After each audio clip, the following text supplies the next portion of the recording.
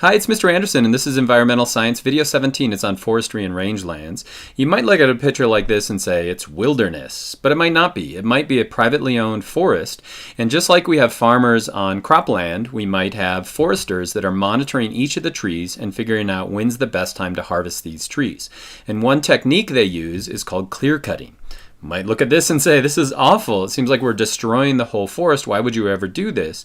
Well, imagine if you own a forest and you're going to harvest the lumber. Well, which trees are going to give you the most money? It's going to be the largest ones. So you might just harvest those.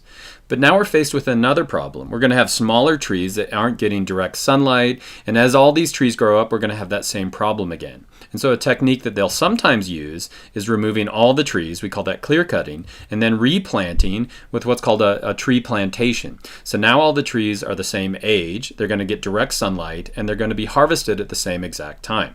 Now there are some problems with this. So in areas it's going to promote soil erosion, which could lead to mudslides. We're going to decrease nutrients in that area, and it's going to decrease the biodiversity as well. And so what I'm talking about is land management of forests to provide lumber, but I'm also going to talk about land management of rangelands through grazing to produce things like cattle. Both of these resources are renewable. In other words, if we do a good job, they'll keep coming back again, but there are threats to that renewability. So if we're looking at a forest, if you have an old growth forest, those are trees that are really old, sometimes hundreds if not 1,000 years old, they're never going to come back in a renewable fashion. We also have forest fires, and then these tree plantations are not threats to the tree plantations themselves, but are threats to the biodiversity of our planet. If we're looking at grazing, we could have overgrazing, where you're removing the producers. We could have deforestation, where you cut down the trees to provide for grazing. And these two things together can promote the formation of deserts through desertification. So all of this management could apply to private land, but could also apply to public land. And in the U.S., we have a lot of public forests. Those are generally administered by the U.S. Forest Service. We call those national forests. And then we have a lot of rangelands, federal rangelands, and a lot of those in the U.S. are administered by the BLM. And so forests provide lumber for us. And we have this quaint view of a logger with an axe cutting down a tree. Like everything, it's been highly industrialized. This is a sawmill. It's feeding the wood through, and we're using lasers to get the optimum amount of lumber out. Techniques they use are clear cutting, where we can remove all of the trees, replant it with a tree plantation, and then we can do selective cutting. And so when we're removing just specific pines, that's going to cost more money, but may be healthier for the forest. But not only do forests provide lumber, they provide an area for recreation, they reduce erosion, they're carbon sinks, so through photosynthesis they can take in a lot of carbon dioxide, and also they promote the biodiversity, the ecological services on our planet. What are some threats to all of those? Well, if we harvest old growth trees, so these are things like redwood trees, big spruces in British Columbia that have taken hundreds of years to grow, once you remove them, then they're gone forever. They're not going to have time to grow back. And if you look in North America, 90% of our old growth has already been harvested. So the deed has already been done. Forest fires are another threat. And so on the east coast of the U.S., we don't have really that many forest fires. It's because we have a lot of rain. But as people move west, they saw these giant forest fires. They're a natural part of forest ecosystems, but big fires like in 1910, they called it the Big Blow Up, killed a number of people, and so it led to fire suppression. I grew up with Smokey the Bear telling you can prevent forest fires, and a lot of this fire suppression led to more fuels. And so in 1988, I can remember the giant fires in Yellowstone National Park. And so we have to adopt a more sustainable way of managing fires. Prescribed burns in certain areas to remove some of the undergrowth is an example of that. Now, tree plantations, and you know it's a tree plantation because you see all these trees just planted in straight rows, are a great way to harvest lumber, but are not great for the biodiversity of the forest. And a lot of the forests are owned by us. They're public forests. So if we look at the U.S. Forest Service, in certain states, especially those out west, it's a high percentage of the land that is in these national forests. And so their goal is to not only protect that lumber, but also protect recreation and biodiversity in that area. Now, are they doing a good job with that? Some people would say they're doing all three, but maybe in that order, that they don't have an emphasis on protecting the biodiversity of the forest. As we move on to rangelands, a common idea is this Tragedy of the Commons. It was put forth by ecologist Garrett Hardin, and it goes like this. It's this imaginary situation. Imagine we have two ranchers. They have a bunch of cows, and there's a public area next to them. We'll call it a commons. No one owns it. It's owned by everyone. So one of the ranchers will put a cow out there, and let's say this has a carrying capacity of 4 cows. Only 4 cows can live on this area. Well, another rancher might put a cow out, and he'll do the same, and he'll double it, and then all of a sudden we have too many cows on the commons. We have overgrazing, and now it's bad for everybody.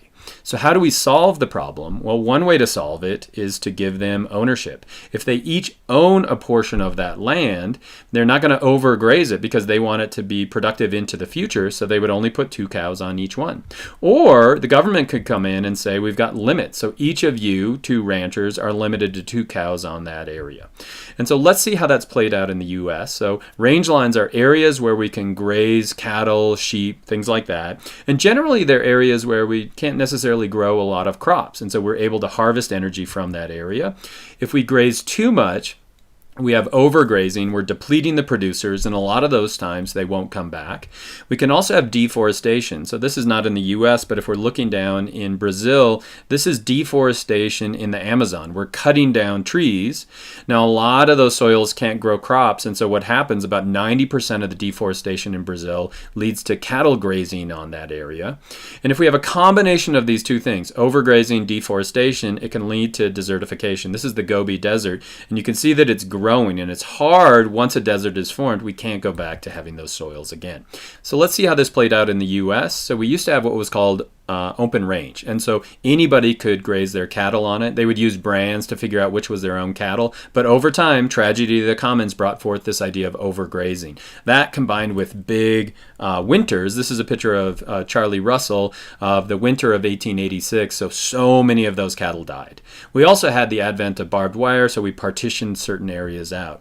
And so in 1934, the Taylor Grazing Act was put forward, signed into law by Roosevelt, and it established these areas, especially out west, where you could graze. You could get a permit, and then you could graze your cattle on that area, but they could put limits to that grazing. That eventually folded into the BLM, and if we look at how much rangeland we have in the U.S., it's going to be this light yellow area. It's large portions of the U.S., and so you're buying a permit, and you can graze your cattle there, and also on U.S. Forest Service land as well. Now, what are some problems with that? The fees don't make up for how much it costs to administer this land. And so in 2006, I think it was 7 times the amount of money to run the BLM as they were getting from these grazing fees. And so some people say those fees are too low. And also they're protecting the grazing land, but aren't protecting the biodiversity of the environment. And so if we revisit that idea of the tragedy of the commons with these 2 imaginary ranchers and this common area, you can see that private ownership is one way to solve it, government intervention is another way to solve it, but Elinor Ostrom, an economist who won the Nobel Prize, said, this is all imaginary. These are imaginary ranchers that can't talk to each other. And if you look out in the world, there are lots of areas where we're sharing a commons. The Maasai of Africa are a great example of that, where they're able to graze their cattle and do that sustainably. And that brought forth this idea of Ostrom's law. A resource arrangement that's working in practice can work in theory. And it allows us to take a better look at this whole idea of the tragedy of the commons. So did you learn the following? Could you pause the video at this point and fill in all the blanks? Well, let me do it for you. Land management of forests for lumber and rangelands for things like cattle. It should be renewable. The threats to that are old growth forests, forest fires, tree plantations. Remember, overgrazing, deforestation can lead to desertification. A lot of this is private, but we also have public ownership, U.S. Forest Service of the national forests, and then we have these federal rangelands that are administered by the BLM, and I hope that was helpful.